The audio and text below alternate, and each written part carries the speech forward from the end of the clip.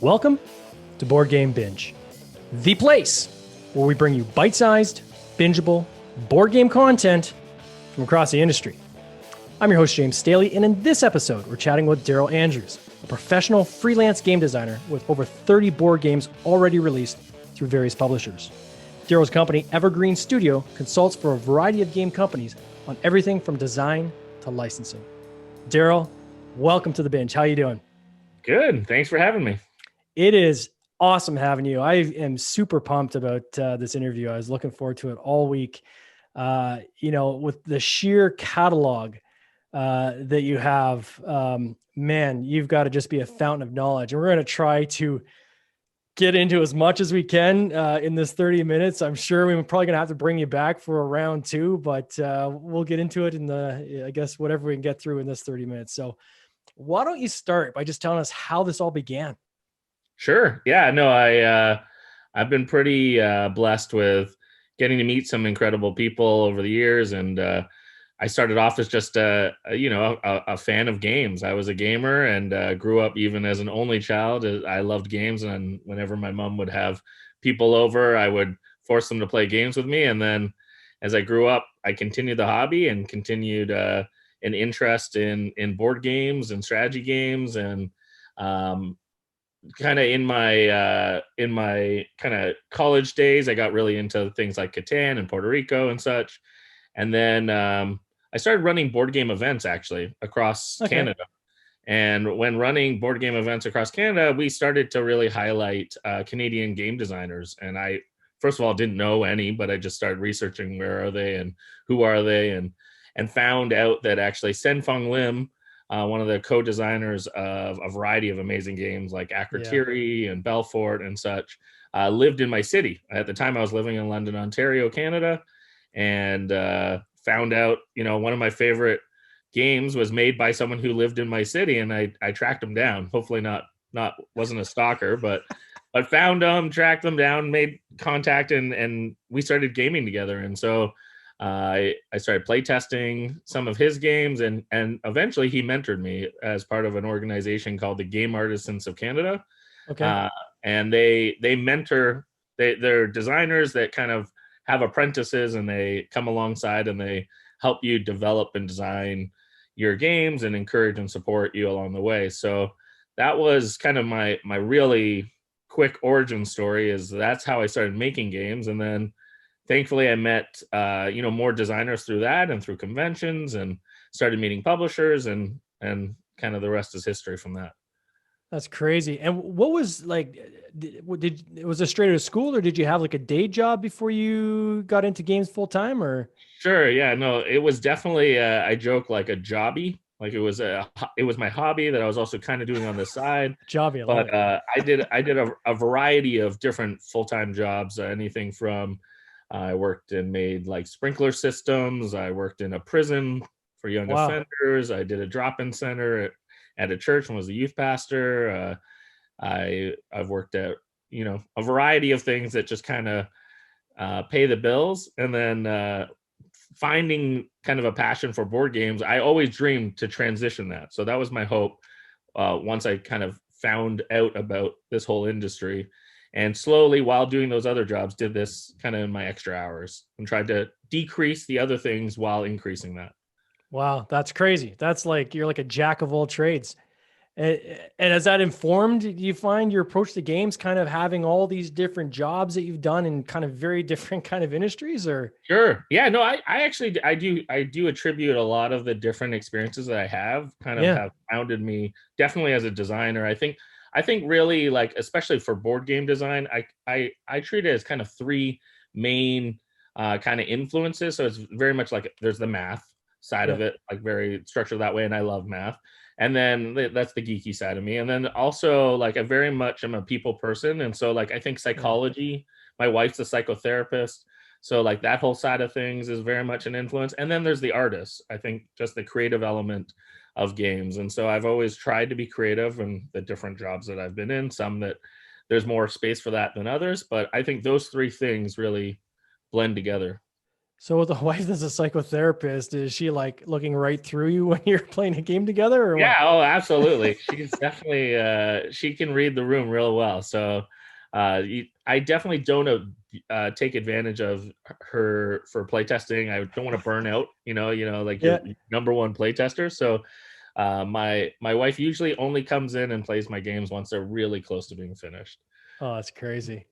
And then what was the first big title that you said to yourself, wow, this is for reals now, kind of thing.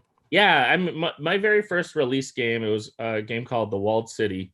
I Okay. co-designed that with Steven Sauer. I do a lot of co-design.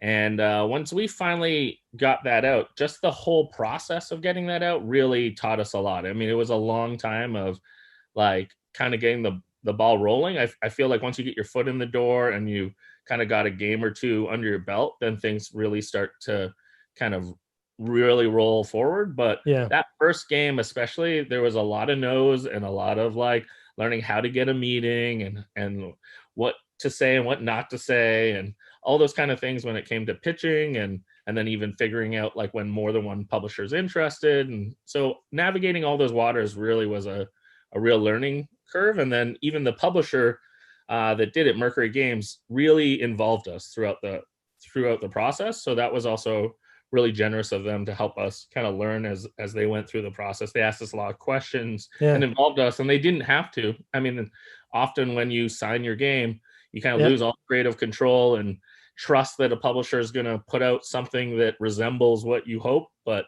they were very willing to include us, and so again, learned a lot through that first game and continued to try to pick up as much as I could along the way. So clearly pitching your idea, your game is going to become um, easier. You're going to get better at it as you go along. That first game, was it in a situation where you had a couple different people bidding on the same game, or was it kind of one publisher that said, I'm going to take a chance on these guys, or how did you get that first kind of foot in the door? Yeah, I will say I had two super huge advantages that aren't necessarily typical, but you can look for something maybe even similar. One was that because I was part of the Game Artisans of Canada, I knew a bunch of designers, and what I did was I participated in a lot of pitches with another designer where I jokingly was his wingman. And I Okay. just came in and I listened and watched him do his thing. Yeah. And mostly what I would do is I would just like clean up the table or be that extra player or whatnot during his pitch. And then I piggybacked at the end and say, hey, if you're interested in seeing another game with his permission, then I could mention like, hey, if you want to see one last game, and then kind of either pitch my game or schedule a time. So that's how I started, was at a few conventions. I did that. And thankfully the game did catch some interest, but even along the way I learned it's very easy for a publisher to be interested. It's a much bigger hurdle to actually get a contract. And Yeah. so we learned, some publishers would say, oh yeah, send me that, I'll evaluate that, and that would be 6 months before we might even hear anything. Yeah. Or yeah, could you change this and this, we might like it better then. And then you follow it up and they go, oh no, I didn't really like that idea. And so like there was some, disappointments along the way, but you just kept kind of pushing through those no's and hopefully refining the game and getting better at kind of presenting it and eventually finding someone who really believes in the game. So, and how many years ago was that game? Yeah, so The Walled City came out in 2014. 2014. And Okay, so 6 years we ago. kind of worked on that about a year in the Yeah. process. So 6 years ago, Kickstarter was still pretty prominent for games, right? So what led you to the decision at that time, right? Because everybody reaches this kind of fork in the road that are game designers to say, do I pitch to a publisher, right? Do I try to find somebody to take the game, to take the risk, or do I do it myself? And you had to make that call. So how did you make that call to go the publisher route versus just saying, you know what, we got something here, let's try to do it on Kickstarter ourselves? Yeah, absolutely. Yeah, it was really early on, and I didn't really have a game on Kickstarter until 2017. I think Sagrada was actually my first game that went to Kickstarter. But before that, I always saw it as I didn't think I wanted to wear that many hats. That doing the publishing seemed to tackle on a lot of different areas that I said to myself, I could either design a bunch of games or I can work on one game and push it through all those different kind of checkpoints and logistics and, warehousing or distribution or figuring out the marketing side or all those kind of pieces. I was not prepared for.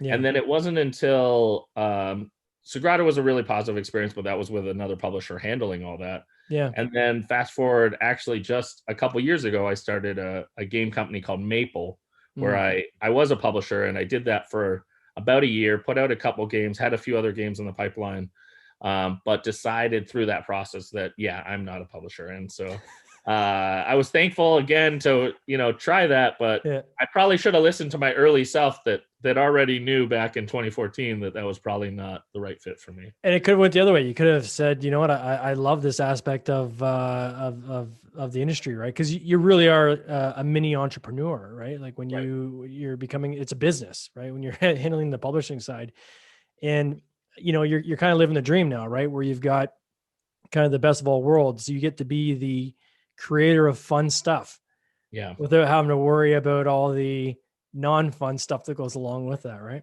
Sure. I mean, it carries its own pros and cons, but it is. I'm thankful right now that I can do what I get to do, so can't complain. So Sagrada is a great game. I was just telling the group I was on the live chat earlier today that I was playing that this weekend with my dad. Fun game. What was the inspiration behind that game? Well, what got you thinking, okay, this is something I want to kind of put together? For sure. Yeah. I mean, it's really a two-part answer to that. And sure. It's one, because I co-designed it with my good friend, Adrian Adamescu. And he was the first to come up with kind of the mechanical, I would call scaffolding of the game, the kind of the structure for it. And it was for anyone who has met Adrian's a very quiet, very keep to himself. He's the math guy. Like that's his passion, is like balance. And he went through with like a PhD in like chemistry and all these kind of things. And so he presented to me early on this one theory that he loved called the 5-color theorem. And it's the simplest way to understand it that most people would be aware of it is when you look at postal code maps, you can see that there's no two colors next to each other the same. And so that's based on the same idea of like, you can't have two colors next to each other, and it works out kind of in this mathematical way. So when he presented that to me, we started playing around with just the physicality of that. And we really like the tactfulness of the dice. And we really like this idea of not having the same the puzzliness of it. Yeah. But we didn't really have the theme. And so that's why I say it's a two-part story, because we worked around with it mechanically, but we also knew it was just really abstract and we weren't really like passionate about that. Yeah. So I ended up getting to go on an incredible trip with my wife, where she got to see her job as a psychotherapist in 3 different countries. And she ended up doing it in Switzerland to start, then Italy, and finally we ended it in Spain. And we did 2 weeks in each place. And the very last 3 days we had just for vacation and fun. And we went to Barcelona and I visited the Sagrada Familia. So it was kind of like, I describe it as like when you're going home and you start thinking about work again, like it's the end of your trip. And I started to think about, oh yeah, we got those games that we got to figure out. Like when I get home, I'm going to have to start working on those things. Yeah. And then when we went to Sagrada, I looked up at the windows and I just saw dice. And it was just like, click, well, that's it. And I honestly, when we came back, it was so fast to finish that game because it just flowed out of that. Like we were just like, oh, that's it. Boom, boom, boom. That's what the tools are. Oh, that's what, you're trying to do, like creatively. You have some artistic license, but there's some things already built and yada, yada. So that just kind of really pushed the design to the finish line. It's cool that the publisher stuck with it, right? Because, I mean, that's a risk you run when you take a game to a publisher and sign over the rights. They could completely reskin it if they want, right? They don't have to follow your theme. No, not at all. Exactly. So we came up with the design and then that theme, and then when we pitched it around, we actually had 7 different publishers take it for evaluation, of course, and bounce it back, which like in hindsight is kind of funny because at the time we were just devastated. We thought, oh, I think this is great. Yeah. But it just keeps getting so close to the finish line and then pass back. And then finally, the reason Floodgate saw it I wasn't even pitching that game to them. I was at a convention. I had a specific game that I was pitching for. They had a game called Vault Wars, and I had a game idea for a follow-up for that game. And before I would pitch it, actually Ben Harkins, the president of Floodgate, his at the time girlfriend, now wife, was like, "Oh, I don't want to play that. Do you have anything light and fun that I can play before I go to bed?" Yeah. And I was like, "Sure." So I pulled out Sagrada. We played that very quickly. She went to bed, and then the next day, I got a phone call saying, "I gotta sign that." So, Wow. if Emily didn't push for another game to play that evening, who knows what might have been. It's almost like drifting. Runners or cars are behind other cars that kind of keep the speed up by drifting behind another car. You did that on your first game, Sure. right? And then here's another example of kind of drifting, right? So maybe that's a new term we can come up with in terms of game publishing strategies, drifting. So we have a few people in the chat box here. I'll just kind of acknowledge them so that they know that we do see. There's a couple people from Game Trays and Game Trays friends. I'm sure you know Noah. Yeah. They are wondering when they're going to see some game trays in some of the games that you're doing. Is there some game trays up and coming? That's a great question, honestly. And Noah knows this as well. I want to design a game with Noah because I want to design an awesome game that features the game tray as the game experience. Why don't we just make the game a game tray? And then that's just the entire game is a game tray. Absolutely. No, I'm not against this. The game trays are incredible. I have no problem plugging those because I am always a fan. When I see a Kickstarter and I know that Noah's making some insert, I know the game is going to be that much better. And I'm looking forward to having some game trays featured in. Oh, we featured some today. We gave away a copy of Mike Bruner actually gave away a copy of a Queen Bee. Yeah. And he's got some game trays in there and they just look absolutely awesome. And another great question that Mike had kind of as you're talking about, developing a game or designing a game yourself versus, with someone else. Can you talk about the difference that you've experienced in those two scenarios? One where you're doing it yourself versus that experience of, partnering with somebody. Yeah, absolutely. I mean, they're very different experiences. Solo design has its pros and cons. I'm a big proponent of co-design, and majority of the time I try to co-design. I try to find someone that I can riff with, that I can bounce off of. But I think just like musicians, like you can find an incredible musician, but you might not kind of jam well together. Yeah. And so there's the same kind of thing that you kind of have to find the chemistry, and then even find like if you're productive, because you might be very talented and they might be very talented and it just might not work. So I've thankfully found a few people, and once you've kind of experienced a good thing, you know what you're looking for. Yeah. It's hard to describe. And so for myself, like I've worked with some great people. I work with like Erica Boyoris, and we did Bosk or Adrian, and we've done, for instance, Sagrada. More recently, I've been working with a few other new designers like Justin Aram. I'm having a lot of fun working with Adam Singer, who was previously on the show. We've been doing some design work as he's part of Evergreen, and Sylvain Plante, another kind of legendary game designer in Ontario. He makes some of the best prototypes anyone has ever seen. So I enjoy finding someone who complements and also challenges kind of the process, might ask different questions than I naturally would. And I think that creates a new story, that I can tell a story or an experience. But the minute you mix someone in, that combo is going to tell something very different. How do you divvy up the responsibility? So, when you're designing, obviously there's, kind of that rat-a-tat back and forth. You're bouncing ideas off each other. Okay, what if we did this? What if we did that? But then when you get kind of past the core ideas, then those ideas got to get put down into something, either physical prototypes, tabletop simulator.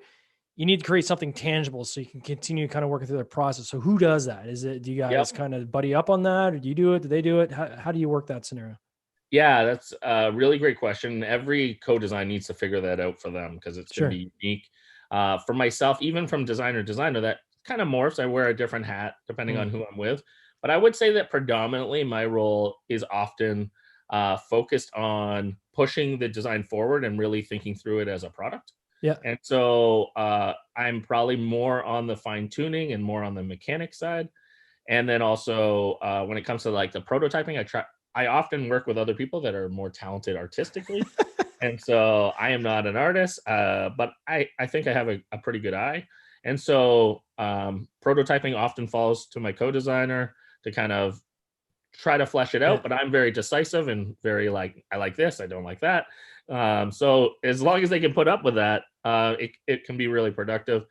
I often also handle all the pitching and like pre COVID, I was at a lot of conventions and would kind of handle that side of it. And then some of the physical prototyping would often be done by my co-designers who maybe don't travel as much. And so that also kind of shares like the load and responsibility there. So you were talking about Evergreen Studio. Can you tell us a little bit about Evergreen and what that's all about, and the function, how it's structured? Yeah, Evergreen's a new company that myself, Adam Singer, and Adrian Adamescu started up. And it seems like it kind of took a few steps forward, and then COVID came and it helped us really assess what we want to be as a company. We started literally at the beginning of the year. Yeah. So we were only a couple months in, did the New York Toy Fair, gathered a few clients. Our focus was we don't want to be a publisher, but we want to come alongside publishers and help their games grow, help them be better games. And so that might involve development. That might mean designing a game in particular, especially we seem to get a lot of interest on IP designs because we have some experience there. So either publishers would come to us with a license, or come to us with a game that's already they've signed and they'd like us to refine it, or even to consult, to give them, advice on like what's kind of like the market, what, Kickstarter advice, because we've had some games there. And then the last hat that we've kind of taken on is project management. So we have done some where companies only have so much bandwidth, and so they have us maybe take on one of the games on their calendar, and we can kind of hire on artists, graphic designers, get things print ready files, and still like check in with them, but really help take something off their load so that they can focus on the other projects that they have. So with things like licensing, do they bring the license to you, or do you help them connect to licenses, or how does that typically work? Yeah, that's a really interesting question, because it's kind of evolved. It always was before this year that whenever I worked with a license, it came from the publisher, and it either was a design that they saw and they thought it was adaptable. Yeah. So they'd kind of have us reskin it or change it, or we've had a few games where they hired us to build it from scratch. So for instance, we just did Titanic that came out in retail in August at like Target and such. We were given that game from scratch, but all along the way we had to keep checking in with license holders for approvals. Now, most recently, we've actually found that we're starting to have some meetings with licenses directly because of just our previous experiences. And now we're starting to say, oh, well, maybe we can start designing for a specific company and then find the publisher to partner with. Yeah. Yeah, it's an interesting topic. We've talked about this with other guests, and I think that's probably one of the things that's the most unknown for most people, is just how to go about getting connected to a license.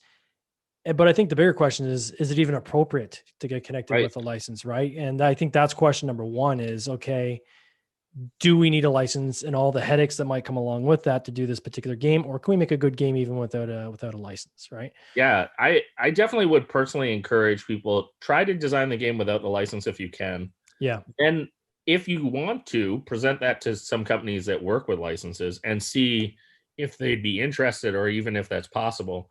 You might find out through those meetings that they've already tried, that some of those things might not even be possible.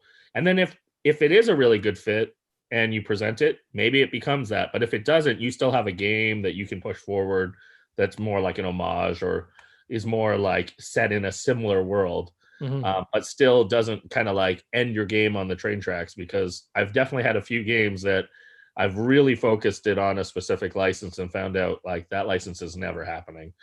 And, all that time, I mean, especially when you get really deep dive into a license, that's not really that adaptable. Yeah. So, then it's just like, oh, well, I made a Shelve lot the of game, I guess. choices, and exactly. It's on the shelf. Now that's not the end of the world, because who knows? The world keeps changing. So I can definitely say that I've had games on the shelf that then all of a sudden presented an opportunity years later. So what's some advice you would offer for some designers out there who are just starting out, right? So you can look back at kind of your journey to get to where you've got, which is literally living the dream for most people in this industry. What's some advice you give to new developers or new designers that are kind of getting into this for the first time?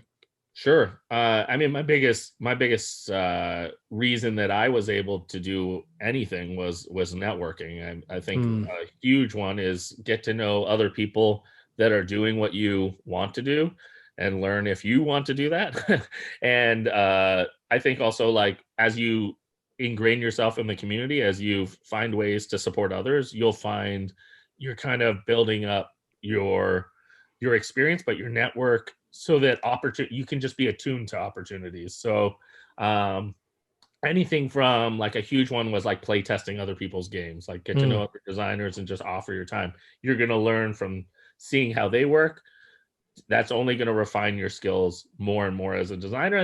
And also be generous with that. Like, I kind of hold the rule of thumb of, like, if I'm going to have like a 4-player play test, I'm going to try to play each of their games as well. So that means I'm going to probably play 3 games to the one that I table.